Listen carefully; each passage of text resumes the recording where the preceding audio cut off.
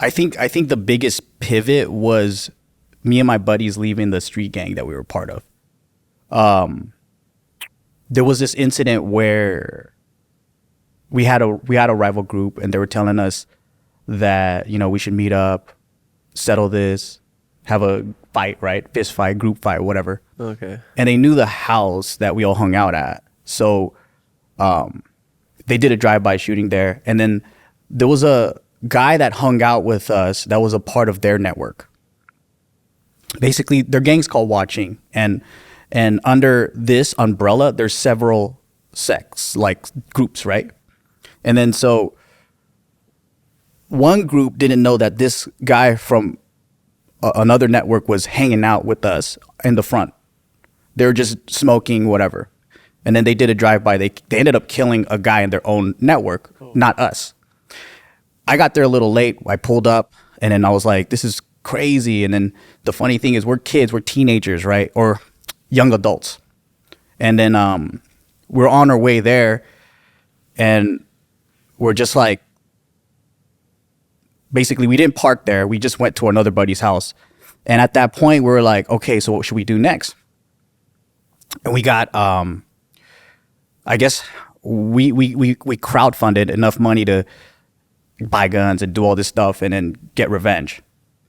And then what we realized was, before we got all that, the older homies spent all the money on crack. So we were like, well, number one, we feel abandoned. Number two, we had to go and do it. And then they were trying to make us go out and commit like a murder and all that. And then for us, we were like, well, aren't the OGs supposed to like be big brother and help us out and all that? And it was just such a weird experience where that idea of like loyalty and brotherhood and all that, it was such a shock to us. Mm-hmm. Like, you guys aren't backing us up or whatever. And I think at that time, we all got together and said, let's get the hell out of this thing. But how? Because they're going to jump us. Mm-hmm. So we just started getting into every member's ear. And then like they're like, if all the youngsters leave together, then they can't come after us. And what ended up happening was we all, like 80-90% of us pulled out all at once. Oh, it's kind of like a coup. Basically. Yeah. And then we decided, let's do the same things, but now without a name and without, why do we need to be violent? Like, there's no point. There's no point to gangbang. We're like reaching 18, 19 now. They're like, let's just do what we do, but like sell weed and sell drugs or whatever. And then we'll just collect the money and party. Mm-hmm. So that was the point of life that I was in, and then school, right? And then so it was me in that same group of friends. I was actually getting really, really into school. And during school, I went to a career fair. And then you know how they have these different booths at a career fair, and they'll be like, come be a dental hygienist. You can make like 70 grand. Come be a cop. You can make 60 or whatever, right? Those numbers to me were like mind blowing. Even though we were selling drugs, we were small time. We weren't like the big time guys, right? Yeah. And I was like, wait, like after you get a degree, you could make $100,000 being like a physician's assistant. I didn't even know what that word was. I was like, dang, that's crazy, right?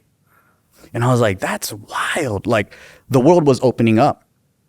And then during that time, my buddy Bart, who's the other half of Just Kidding Films, we were going to an MMA gym together. Oh. And then we would always be goofing around. So like, even though everyone's serious trying to be macho, like we're out there, like we're grappling and all that, tickling each other and just being dumbasses and getting in trouble for it. And then we just started recording YouTube videos because we didn't know it was a YouTube, like it was out there. I thought it was like Vimeo. So we would just send these stupid videos of us copying Mexican friends, Korean friends, whatever, right? And doing accents and stuff, not knowing that there's people watching on the other side. Oh, wow. Yeah, because we thought it was a video uploading. Like you just had your own storage of videos and that's all. Yeah. So we just sent that over to each other, and then they would send it to other friends. Like, look at these idiots like playing around, and then we would get into outfits. Like we would go to the thrift store, we would buy like a costume. We didn't know that these things were like, you're doing comedic acting or any of that stuff. But we would play around like that. And then we saw like one day it was like 100 views. And I was like, we don't got 100 friends. And then there's comments, right? There's like, do more. Yeah. And I'm like, who are these people talking? And then we understood what YouTube was. And I was like, dang, this is cool. People want to see more of us do stupid stuff. Made you feel good, huh? Yeah. And I think that was the change of like, hey, I can do other stuff. And I didn't want to, like, to be honest, like, I'm not a fighter. I'm a goofy guy. I don't like that, like, crazy life. Like, I just felt close to the friends that were in the group. Yeah. You know, you feel lonely. You did a lot of things together, so you feel like connected to them and loyal to them. But then I felt like I was really changing and finding who I was. And I'm like, I'm a fun-loving, goofy guy. My buddies over there, they like fighting every day. That ain't me. And you're not a fighter. You're a tickler. Exactly. Yeah. And then like, yeah, that's really what it was. Is just like blossoming into who I was. And I'm like, I don't want to be a part of that stuff, you know? And then they'll talk for 5 hours about who they fought at the club and what, you know, getting drunk and this and that. This guy pulled a knife. And I'm like, yeah, this isn't exciting, bro. Like, we're getting older and you're going to die. Yeah. Oh man, I can totally just see these conversations happening amongst local people. Oh, yeah? With lifted Yodas, gold chains, going to Moani's every weekend.